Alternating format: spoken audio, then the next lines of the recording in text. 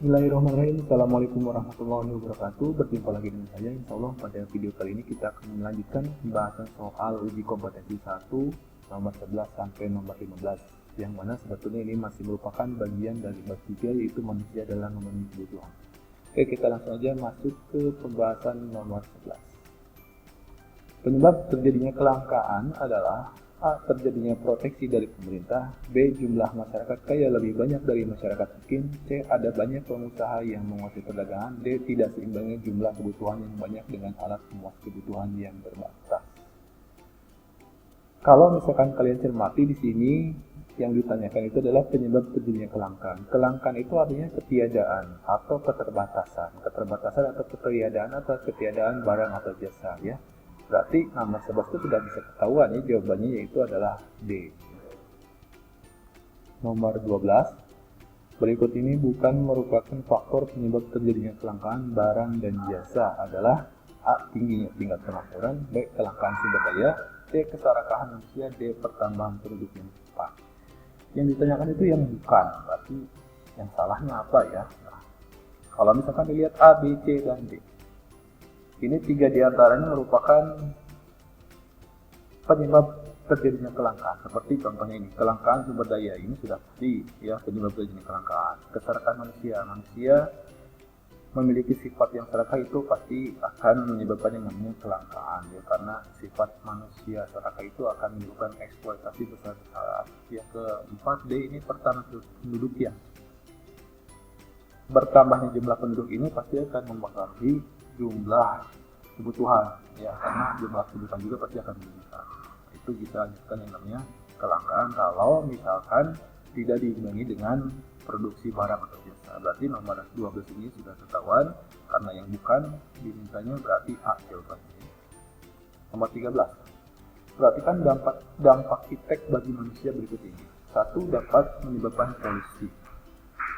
2. Dapat menyebabkan kesejahteraan. 3. Terjadinya industrialisasi. 4. Membuat orang makin malas. 5. Membuat sesuatu lebih cepat dan mudah. Pernyataan yang merupakan dampak positif iptek adalah, jadi yang tadi dampak positif, ya. Yang nomor 1 ini negatif, ya, karena menyebabkan polusi. Polusi itu artinya pencemaran, bisa air, bisa udara, ya. Nomor 2 ini positif, ya, karena bisa menyebabkan kesejahteraan atau kemakmuran. 3. Terjadinya industrialisasi. Ini positifnya karena dengan industrialisasi berarti dalam rangka memproduksi barang dan jasa itu bisa lebih cepat karena dibantu dengan sentuhan teknologi. Nomor 4, membuat orang makin malas, itu berarti negatif, ya. Nomor 5, membuat sesuatu lebih cepat dan mudah, itu berarti dampak positif. Jadi yang namanya impact itu ada dampak positif dan ada dampak negatif. Jadi kalau misalkan sini nomor 13 jawabannya adalah 2, 3, dan 5, berarti A, ya. 14. Penggambaran dampak positif perkembangan iptek terhadap kehidupan manusia adalah, oke, kita langsung eliminasi aja, ya, yang kira-kira positif mana nih. Yang A. Hendra memodifikasi sepeda motornya supaya menghasilkan suara keras. Negatif, ya, karena ini kan akan menimbulkan kebisingan, ya, mengganggu umum, ya, ketertiban umum. B. Dewa menggunakan internet untuk membantu menyelesaikan tugas. Bagus, berarti ini positif, ya. Nah, ini udah ketemu jawabannya B, ya. Yang C-nya berarti negatifnya, ini karena diluangkan untuk main game. Yang D ini untuk dilakukan chatting terus menerus. Jadi jawabannya adalah yang B, ya. 15. Tinggi rendahnya biaya produksi yang dikeluarkan akan sangat menentukan pada: A. Jumlah permintaan. B. Distribusi barang. C. Harga barang. D. Jumlah penawar. Tinggi rendahnya biaya produksi. Jadi kalau misalkan dalam memproduksi barang itu pasti ada yang namanya biaya produksi. Biaya produksi itu bisa menimbulkan yang namanya harga barang atau bisa menentukan yang namanya harga barang. Contohnya kayak sepatu ini.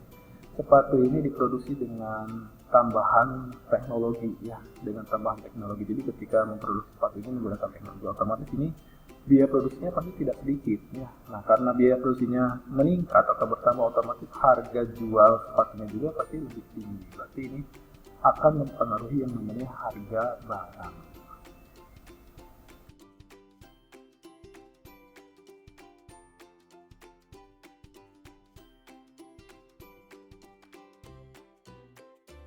Ya, itulah pembahasan soal nomor 11 sampai nomor 15.